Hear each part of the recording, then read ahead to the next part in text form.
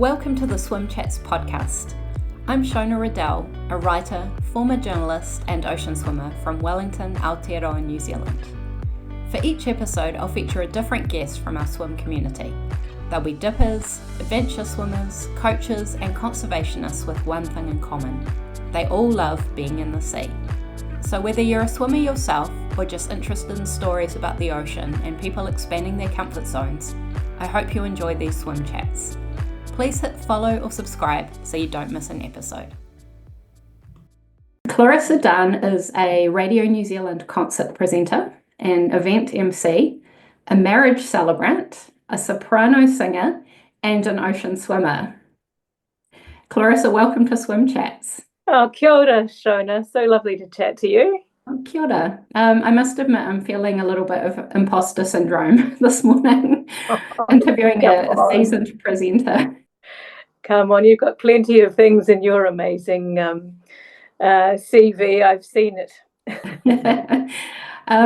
This is not swim related, but since we're talking about presenting, I wondered if you had any just quick tips on presenting. I know a lot of people get very nervous about it. And I know you do a lot of live presenting. Like, how do you sort of get in the zone for it? For me, knowing that I've done as much as I can up to that point, and then just doing it lots and lots and lots and lots till you get over it. And then you know that you can trust yourself. You know the situations you're going into are going to be more or less the same with some hiccups along the way. But yeah, preparation will get you through a lot of anxieties about performing or presenting. Yeah, that's a good tip. Thank you. And I was Googling you earlier just to, as research for our chat, and I saw that you began your life on a dairy farm in the Waikato. And so for listeners who aren't from New Zealand, the Waikato district is in the North Island and sort of between Wellington and Auckland, closer to Auckland. So there probably weren't many opportunities for swimming there. Like, when did you swim much as a child, or did it come to you more as an adult? No, also not really in the sea. My parents were share milking until I was about 7. So after that point, we moved to Auckland, and that's where we had much more contact with the sea, and where I began to love being able to access all of the wonderful beaches that Auckland offers, which is something special about living in that city. And I saw that, as you trained as an opera singer, you started traveling in Europe and performing there, which would have been amazing. And you spent some time in Berlin, which is something we have in common because I lived there for a few years as well. And I wasn't really a swimmer when I lived there, but in the summers definitely enjoyed swimming in the lakes. Was that something you got to do while you were there? Yeah, a little bit. I didn't swim very much in the lakes, to be honest. I guess swimming was not really a big part of my life in Berlin, not even in sort of public pools. Isn't that interesting? I mean, being a landlocked city, you have to take advantage of the lakes, or that's it. No, I certainly enjoyed a lot of cycling, and I would cycle around a lot of those lakes around the Grunewald area. That was pretty inspiring. A little bit of, it kind of can be a little overwhelmed by the Whaiakopa kultur. You turn a corner on your bike at a lake in the Grunewald and there's all the naked people. You're like, oh. It's a very different, yeah, that's a good point. It's a very different swimming culture there. There's a lot more nudity and just all ages and stages, right? Yeah, and that's wonderful, not to have that hang up about it and not to be sort of a hostage to the body beautiful, that feeling that you can't expose yourself unless you look a certain way, which I guess is fairly common amongst people these days. Yeah, exactly. And so when did you move to Wellington and become part of the swimming community here? I moved to Wellington in 2009 to take up the job with RNZ Concert. And I just swam around Wellington. I love the South Coast. It's one of my most favourite places to be. Cycling around the South Coast, swimming on the South Coast, walking on the South Coast. We're a bit spoiled in Wellington to have access to so many nooks and crannies and little beaches and coves and various kinds of coastline.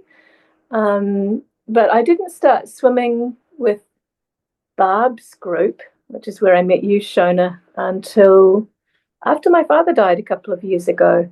It was a way of me connecting more with my brother, Peter, on a weekly basis.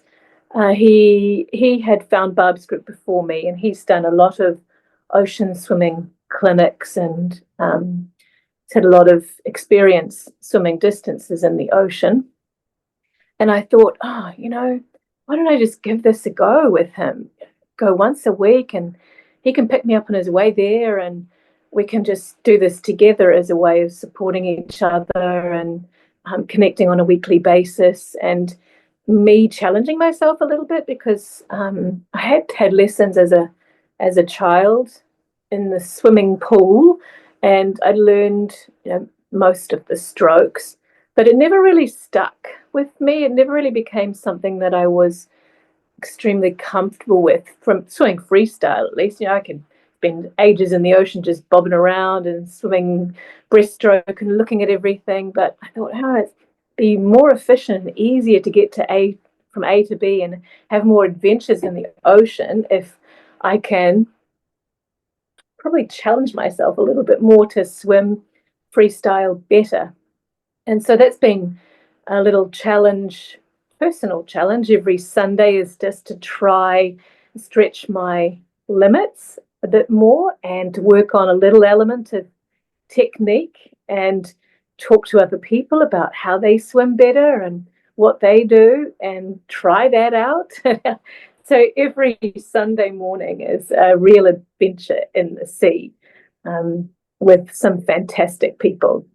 Yeah, it's awesome, isn't it? I love how everyone can just go at their own pace and sort of expand at their own, in their own time. You can just do what you want, basically. There's no set distance or speed. Everyone is just sort of working on their own thing. And then after we've had our swim, we all come together for coffee and food. And then we sort of talk about what we've done and what we're working on, and you get so inspired. I was going to say, I'm sorry for the loss of your dad. I've noticed that it's a real recurring theme in some of these episodes that people start getting in the sea when they've experienced some sort of loss or life change, and connecting with the sea seems to really help. And I really love how you swim with your family, because you swim with your brother, as you mentioned, and your mum as well. So it's sort of this multi-generational thing where you swim together,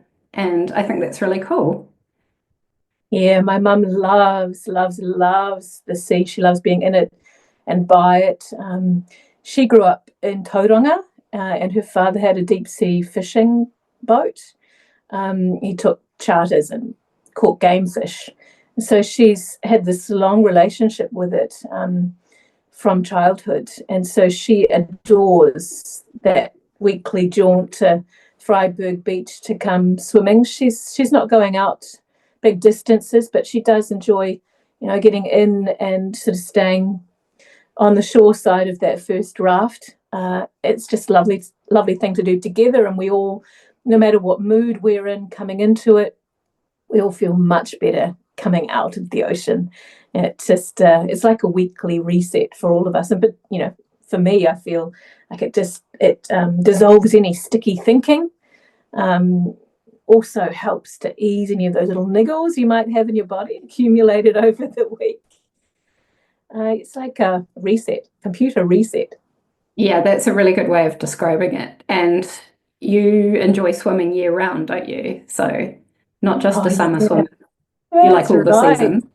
Yeah, because Peter was keen. And then, that year Dad died, I thought, well, here's something we can just commit to weekly and see how it goes. And I wasn't too worried about the cold water. You do ease into it as the temperatures drop off, as they are now in autumn in Wellington. But yeah, I've found over the course of doing that for 2 years now that I don't notice that difference in temperature as much as that first year, and it doesn't take me as long to warm up across the day. You do feel like that core of your body can take all day to warm up sometimes. That's quite an intriguing feeling. But yes, I found that I've adjusted to that temperature range, and actually walking around in everyday life, I'm not as worried by the temperature as I might have been.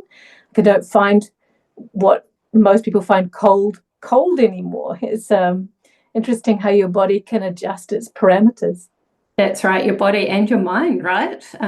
Yeah, as you sort of find things acceptable that a few years ago you might not have considered doing. Yeah, that's cool. And I know you travel a lot for your RNZ job, and also because you work as a marriage celebrant, you're traveling around the country, especially at this time of year, being part of weddings, and I know you try and fit in dips wherever you go. Do you want to talk about some of the recent beautiful places that you've been swimming? Because I've seen them on your Instagram. Oh, yeah, I'm lucky. I get to sort of explore a lot of interesting places and return to some of my favourite spots. One in Auckland, which I always go to, is Cheltenham Beach in Devonport, which is a beautiful a little bay there that looks out to Rangitoto Island, and it's a good depth. The sand is lovely and golden and gritty, and you can have beautiful swims, particularly at high tide. It's reasonably tidal, so if you strike it at high tide, it's sheltered, beautiful for swimming. There's a raft. There are putukawa lining the beach. North Head at one end, which is a lovely backdrop to swim against. And I've had some very enjoyable swims there, and sung at friends' weddings, looking out on that beach and across to Rangitoto. And so there's lots of special memories there. And most recently had a lovely swim where it was flat calm, and you can really explore your technique and go good distances and adventure around, look around North Head. And I just sort of suddenly had this wave of emotion and took my little goggles off and had a bit of a cry out there in the sea, just remembering Dad. And feeling like he was sitting on the beach there watching me, as he always used to do when we were kids. Aww. Just watching, making sure we come back in again. Yeah. Yes. But just that's a special spot to me. But other beautiful beaches I've tried recently was Martins Bay, sort of near Snell's Beach, north of Auckland, and it's part of Auckland, I think, but on that northern route there. And that was a gorgeous bay for swimming. It was sheltered, and there were very, very big buoys. You know how sometimes these ocean buoys can be a little invisible in the slightest swell, but these ones were big. They were stripy, that got like barber's poles in the ocean, and very easy to swim around. That was a joy to sort of explore a new space. Scott's Landing, just around the corner from that, is a very sort of gentle, sweet bay with a beautiful view, and has a sort of historic home behind it and big established trees. That's an interesting spot. I try to bring my togs everywhere I go, just in case I encounter somewhere neat to swim. And Lake Rotomar, when I was visiting friends coming down the country. So those are just a handful of places I've been swimming in. They all sound so idyllic, and I love the way you describe them. I can really picture them in my mind, like swimming postcards. Oh, that's a great idea. Yeah, well, that's right. Radio, like they call it theatre of the mind, don't they? So the more inspiration I hadn't heard that expression, but yeah, I love that, theatre of the mind. Yeah, you must be so used to describing things. That's right. Yeah, it's good fun. I'm always playing with words in my mind, trying to find words for scenes and scenarios, and to describe people and music. And yeah, it's a fun game of mine. So do you hear music when you swim? Because obviously music's a huge part of your life. Like while you're swimming, are you hearing pieces of music in your head? Are you thinking about music? Oh, Shona, I'm thinking about all kinds of things until I get cold enough and then the brain switches off. It's funny, you sometimes, a bit like if you were doing a run and you get into a sort of rhythm, but then I find that I just repeat the same parts of a piece of music. It's like this repetition over and over again, not the whole thing, just the same part. I've heard runners talk like that too, that they kind of get into a repetitive mode in their head with a phrase or a tune. So no, I don't tend to kind of dissect music while I'm out there. Often I'm trying to switch off my brain as much as possible, and just try to concentrate on the feeling of swimming, and maybe focus on one or two things that I'm trying to change in my technique that swim. I and my honestly, my ears are full of the sound of what's underwater. It's not really peaceful and quiet under there, especially in Wellington Harbour. And you can closer you get to the fountain, the more you hear the mechanics of that. You can hear the kind of grind of big ships and ferries leaving the harbour. If there are waves, you can hear um, the tinkling of whatever is on the seabed. You know, there's so much sound underwater. It would be probably deafen my musical imagination a bit. That's right. I love the way you describe that, because one of the advantages we have as swimmers is, we're on the surface of the water, so we're sort of part out of the water, part underwater, right? And you sort of get to hear both at the same time as you're swimming along. It's kind of this sort of Yeah, dividing line between land and sea. Yeah, that's one of the things I love about it. And we exist between those two. yeah, Yeah, yeah, we and exist between those two. It's a lovely vantage point, isn't it? Because you roll over onto your back and you've got the expanse of the sea and the seascape, a sky and the skyscape, all the clouds which are constantly changing over Wellington Harbour and all the hills. And you roll back over and you've got, if it's a clear day, you can see down, see the shafts of light coming through the waves, the surface of the water, or I was busy following the bubbles of my brother's kicking the other day, and they were all illuminated because it was extremely bright sun, and that's beautiful. That can distract you from any thought of sharks or poor swimming technique. distractions are good, yes. And we're so lucky They really are. in Oriental Bay how we can swim around the saltwater fountain, and when the sun's out, you can see the rainbows, and you get to actually swim under the rainbow, and it feels, I don't know, I always feel a kind of childlike delight, and I always mean to take my camera out and photograph that, because it's something not many people get to do, so we're really lucky, aren't we? We sure are. I was having a conversation with one of Barb's group the other day, and she was saying she was ecstatic having just had a night swim recently where they went out round the fountain, all illuminated themselves with their night lights and head torches and things. And once they got to the fountain at a certain time, on came the night lights on the fountain, all neon colours lit up. And she said it was just such a beautiful time to be out in the water with friends. Yeah, swimming at night is another completely different experience, isn't it? I don't know if you've done it much. I tend to stick pretty close to shore in the dark. But yeah, with the lights and the tow floats, and they almost look like sort of glowing lanterns, and yeah, it's really beautiful. And we were talking about music before, and I'm very excited about this. You said that you've created a Spotify playlist of sort of ocean music, or music inspired by the ocean. Yeah, I love the idea of combining the ocean with other modes of creativity, I guess. And yeah, I can't wait to hear it. We can link to it in the show notes. And do you want to talk about that a little bit? How you chose the songs and or the pieces? Yeah, absolutely. Oh, and look, the ocean is such a big source of inspiration for all sorts of people, and especially for artists across the centuries. And that'll be reflected a bit in the playlist, with things from 19th century, very descriptive, trying to capture the sound of the sea or a sea crossing. Having to travel by the ocean was a very real thing for most people, and that came with inherent dangers. So the power of the sea was a real force that was a thing of great worry for a lot of people migrating or just traveling.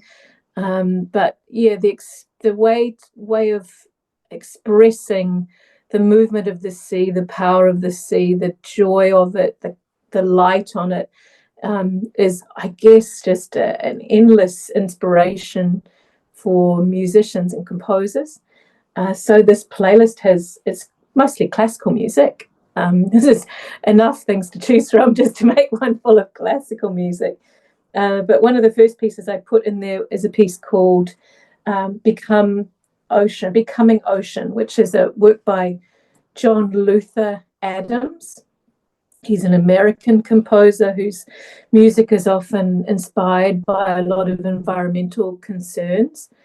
And Become Ocean, I keep getting them mixed up, Become Ocean is an extraordinary thing to hear live if you ever get the chance. And I did. The year that Dad died, the New Zealand Symphony Orchestra programmed it.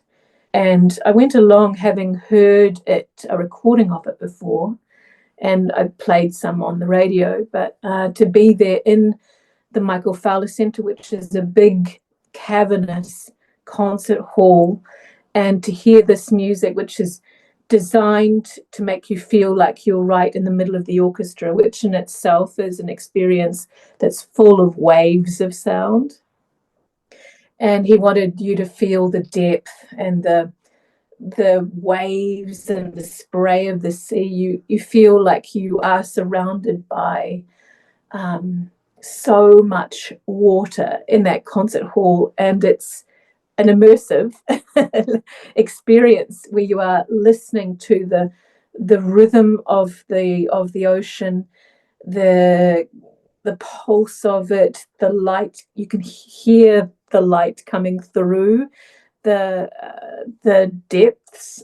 You can feel the spray, these big surges. There's like 3 big crescendos, and all the instruments kind of coalesce at that point.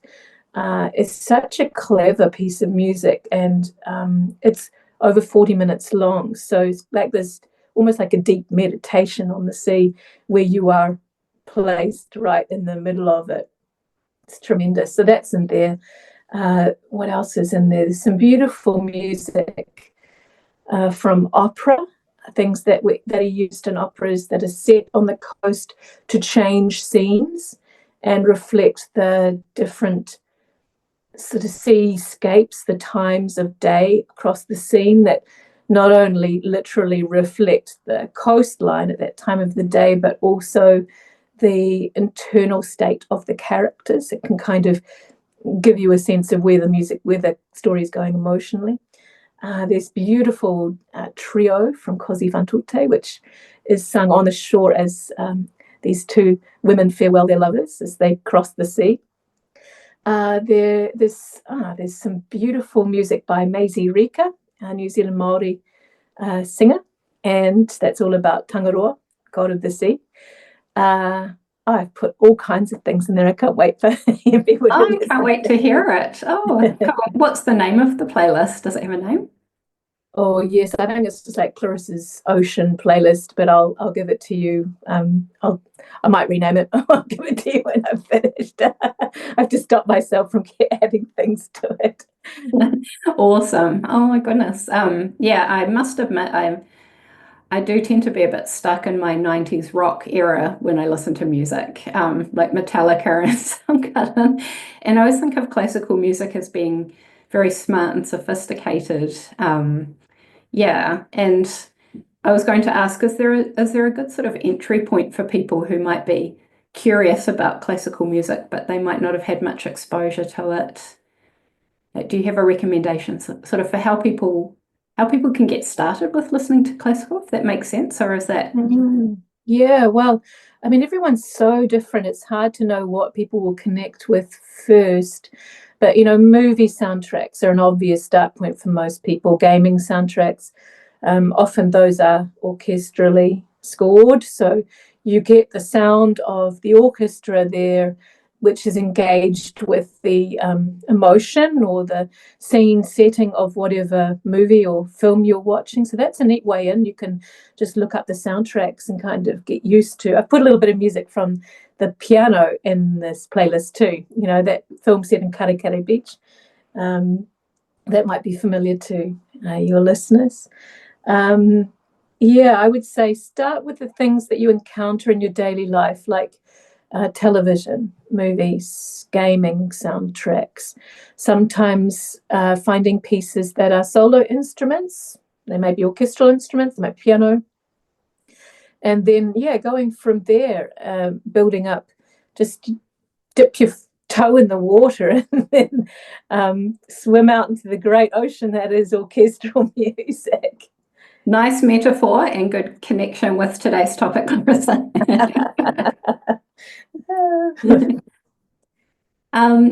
So we talked about how you're a marriage celebrant and you travel around a lot helping people to get married. Have you ever married anybody in the sea?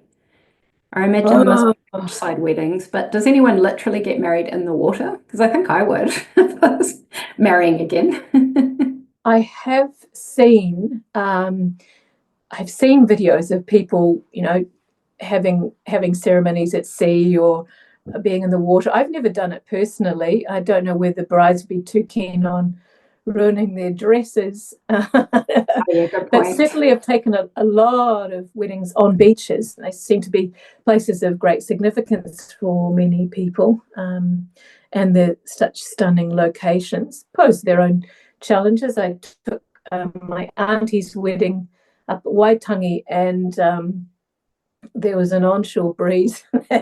I would struggle with my hair and ceremonies because you do a lot of weddings outside, and before you know it, the wind's blown everything across your face. You can't see what you're reading. You'd start chewing on your own hair. It's like, okay, I thought this time I'm going to gel it back, and then there's no way this hair is going to get in my mouth and my eyes. And it was famous last words.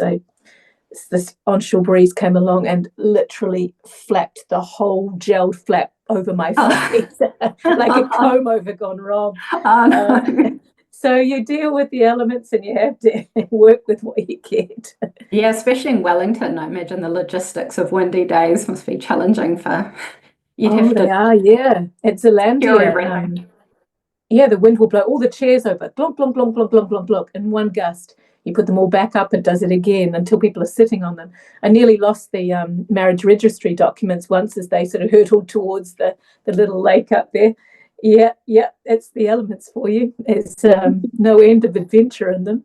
I guess you just have to roll with it and just laugh. Yeah, you do. Or be very fast on your feet. I know that you're a keen gardener as well. So this is another way you have of, connecting with nature, I suppose. And you have a plot in a community garden, is that right? I assume everyone knows what a community garden is, but just in case they don't, do you want to sort of describe what you do there? Yeah, look, community gardens are many and varied, and I think they depend on who's looking after it, what the group is around it.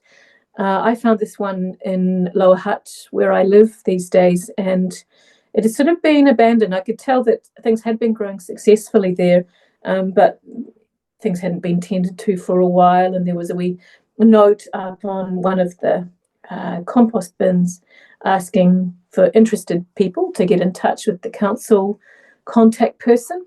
And I met up with them and they said, well, just start small and off you go.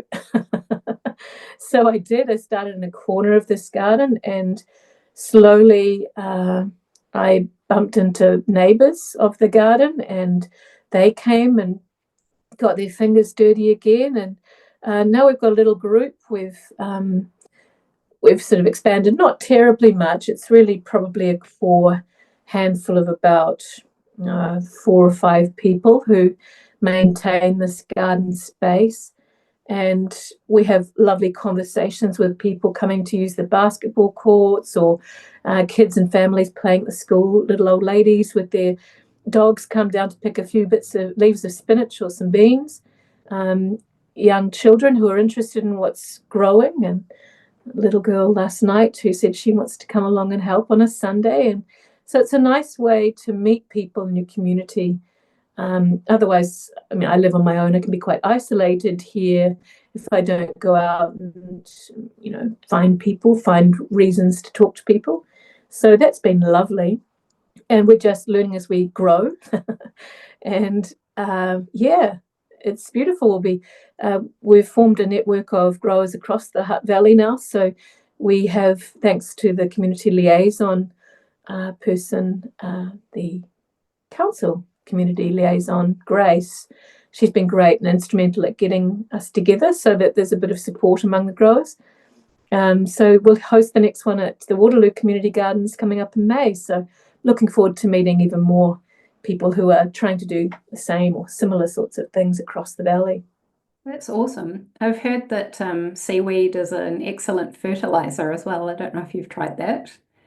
I haven't yet, but that's the sort of next step, I think, for the garden is we've sort of wrangled the shape of it in the last 9 months or so and grown some things to see how they'll go. And next is, building the compost, getting worm farms sorted, and, looking at ways of fertilizing the garden. But yes, I believe seaweed is a fantastic way of fertilizing a garden. My dad was an amazing grower. He was obviously grew grass as a farmer, but everything he turned his hand to just grew incredibly well. Yet there's a gift for it. And a lot of it's in the power of observation. You watch and you learn and you try. And one thing he taught me was to not give up too early on things, which was an interesting lesson. Things I'd think, oh, well, that's done. I'll give up on that. Never mind, chuck it out. And he would insist. And, sure enough, with a change of conditions or just a little bit of patience, things would come back. So, there's a lot of lessons to be learned in the garden and in the sea about life and how to manage yourself. And, it's a pretty special thing to be involved in both those things. Yeah, that's awesome. And do you have any goals with your swimming in particular, or is it more just learning as you go and continuing to connect with the ocean? Yeah, well, definitely that. I mean, I'm a person with limited time, so I have to kind of carve out the opportunities. I seize them when they're in front of me and I've got the time. But it would be nice. I would like to just keep pushing my distances. I think technique will allow you to do more and go further and feel more relaxed and more capable and confident. Peter and I had signed up for the Goat Island swim. You spoke to the woman who organises it in one of your earlier episodes. And we went all the way up to Snell's Beach and were prepared to do that round the island swim, which would have been about 1.5 k's. But there was a big tornado and a big storm, so that got cancelled. And so we went snorkeling around Goat Island instead, which was a beautiful way to spend the time we booked up there together. Just seeing everything. But no, my main goal would be able to swim increasingly longer distances and feel comfortable and confident about that. It was even just a major hurdle to feel like I got my breathing a bit more under control. Breathing out underwater through my nose was a big aid. That's really helped me in the first instance to put my head under water and go for longer. I was breathing out through my mouth and expelling too much air in one go, and just makes you breathless and a bit panicky. So through the nose, it was easier to control my breath and to try to relax more easily underwater. Yeah, that can be a huge breakthrough, because that whole air exchange process is a massive thing to learn as, land mammals, spending time in the water and learning to breathe efficiently so we can relax and swim longer. Another tip I learned is that humming underwater can be quite a a good way to relax and also, to let out a bit of air through your nose, because you can't hold your breath and hum at the same time.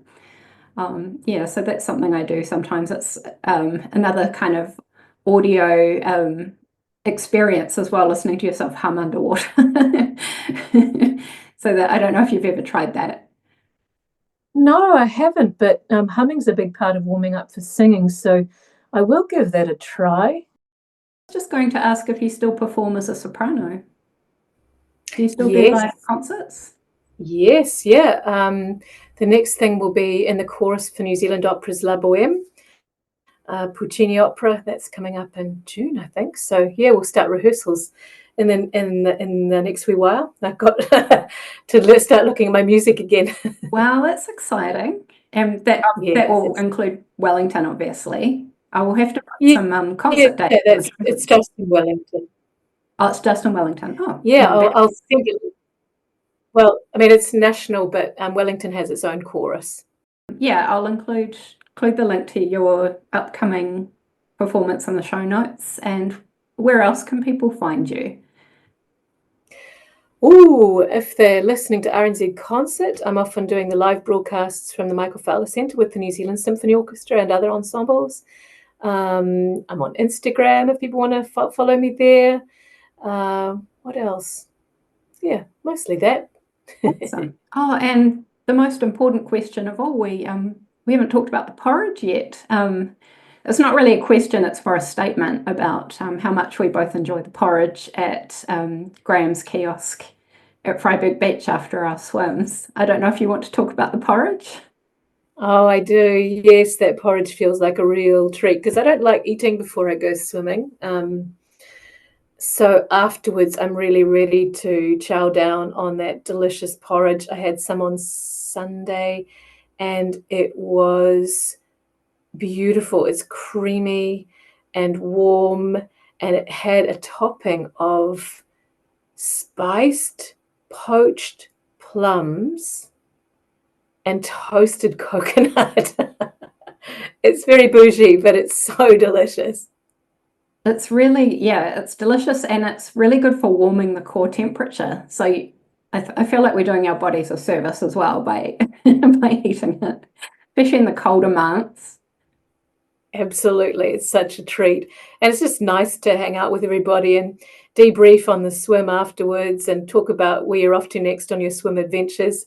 I always love hearing, Shona, about your latest swim travel plans. You're always off here and there to improve your swimming and to adventure in different locations. And isn't that a joy? I'm so lucky, and it's a whole new lifestyle for me. I'm continuously inspired by the people around me.